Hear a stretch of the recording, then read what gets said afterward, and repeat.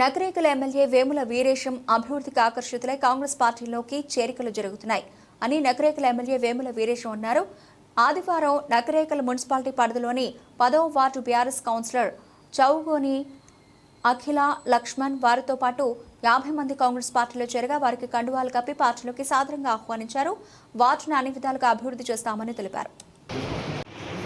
చౌగోని అఖిల లక్ష్మణ్ గారు కాంగ్రెస్ పార్టీలో చేరడం జరిగింది. పెద్దలు రాఘవరెడ్డి గారు, లింగాలెంకన్న గారు, రాఘవరెడ్డి గారు, మాధవరెడ్డి గారు వీళ్ళందరి ఆలోచనలతో, వీళ్ళందరి అభిప్రాయాలతో ఆ ప్రాంత అభివృద్ధిని ఆకాంక్షిస్తూ ఆ ప్రాంతంలో ఉండేటువంటి పేదవాళ్లకు, బడుగు బలహీన వర్గాలకు ప్రభుత్వం నుంచి అందేటువంటి సంక్షేమ పథకాలను అందియాలంటే కాంగ్రెస్ పార్టీతో సాధ్యం, కాంగ్రెస్ పార్టీ ద్వారా చేయగలుగుతామనే ఉద్దేశంతో అభివృద్ధి కోసం తను ఈరోజు ఈ నిర్ణయం తీసుకుంది. తన నిర్ణయాన్ని స్వాగతిస్తూ మొదట లక్ష్మణ్ కాంగ్రెస్ పార్టీనే తిరిగి తన సభ ప్రవేశం గరి వాపసు వచ్చింది. దీంట్లో అద్భుతంగా ఏం లేదు. 4 రోజులు అటు ఇటు పోయినా కాంగ్రెస్ కుటుంబం కాంగ్రెస్ జీన్స్ కాబట్టి నా పార్టీకి నేను వెళ్తానని చెప్పేసి వచ్చింది.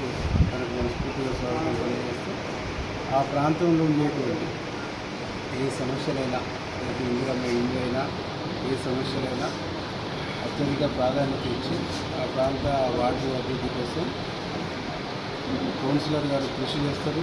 నా వైపు నుంచి ఫండింగ్ కానీ, నా వైపు నుంచి అన్ని రకాల సహాయ సహకారాలు అందిస్తూ పాత కాంగ్రెస్ కుటుంబ సభ్యులే కాబట్టి 100% ఈరోజు కాంగ్రెస్ పార్టీలో ఉన్నటువంటి వాళ్లకు ఎలాంటి ప్రాధాన్యత ఉందో తనకు కూడా అలాంటి ప్రాధాన్యతలు ఇచ్చి కాపాడుకుంటాం.